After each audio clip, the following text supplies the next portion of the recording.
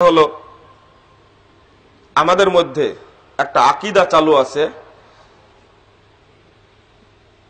ওলিরা পীররা বুজুর্গরা কবরে জীবিত থাকে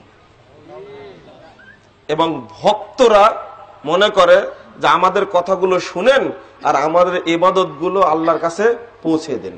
এই জন্য ইসালে সুয়াবের অনুষ্ঠান করা হয়, কুরআন বক্সানোর অনুষ্ঠান করা হয়, হয় না?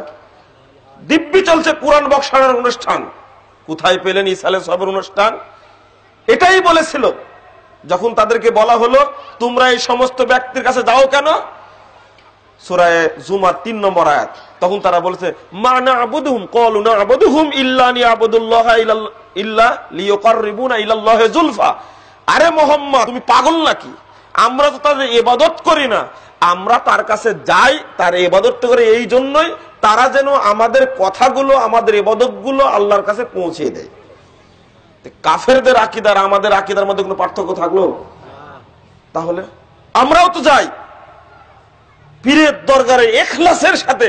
মসজিদের ওই নিমুখারাম দোয়া করছে, চোখ দিয়ে পানি পড়ে না, কিন্তু মাজারের দরগায় গিয়ে হাত তুলে দোয়া করতে কাঁদতে কাঁদতে কাঁদতে ওর দাড়ি শরীর পর্যন্ত ভিজে যাচ্ছে। তাহলে ইখলাসে যা শিরিক করছে, হিসাব করে না। অথচ হাদিসটা শুনুন, সহিহ বুখারীর 1010 নম্বর হাদিস, মূল বুখারী খুলুন 137 পৃষ্ঠা হাদিসটা আসছে। আল্লাহর নবীর মৃত্যুর পরে, আবু বকর রাদিয়াল্লাহু আনহুর মৃত্যুর পরের ঘটনা।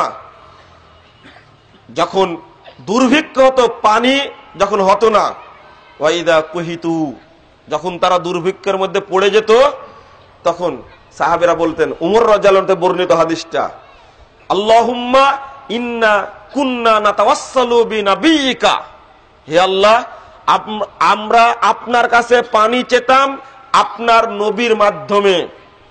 ওয়া ইন্না নাতাওয়াসসালু বিআম্মি নাবিয়িকা, এখন আমরা আপনার নবীর চাচার মাধ্যমে পানি চাচ্ছি, আমাদেরকে পানি দান করুন।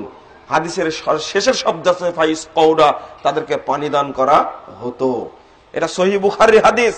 হাদিসটা কেন বললাম? মৃত কোন ব্যক্তির কাছে চাওয়া যায় না, চাওয়াটা হলো শিরক। যদি কোনো ব্যক্তি মাপ চায়, কোন মৃত পীরের কাছে গিয়ে, কোন মৃত ব্যক্তির কাছে গিয়ে যদি ক্ষমা চাই কোন ব্যক্তি, তার নামে যদি কোনো ব্যক্তি দান করে, এটা হলো শিরকে আকবার, ও ইসলাম থেকে খারিজ হয়ে যাবে।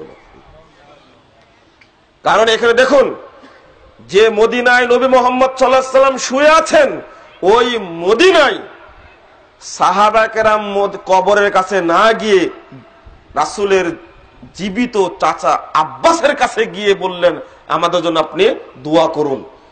ব্যক্তির মর্যাদা নয়, জীবিত ব্যক্তি। এখানে বলা যাবে না যে রাসূলের চাচার মর্যাদা আছে বলে তাই তিনি পরহেজগার মানুষ, বুজুর্গ মানুষ, তার কাছে যেতে হবে। মৃত না, জীবিত ব্যক্তির কাছে।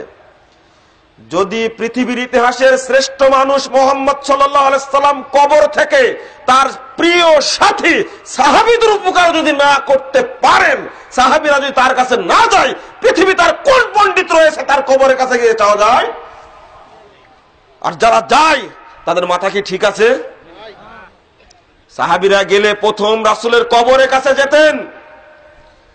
ফাজাইলে আমল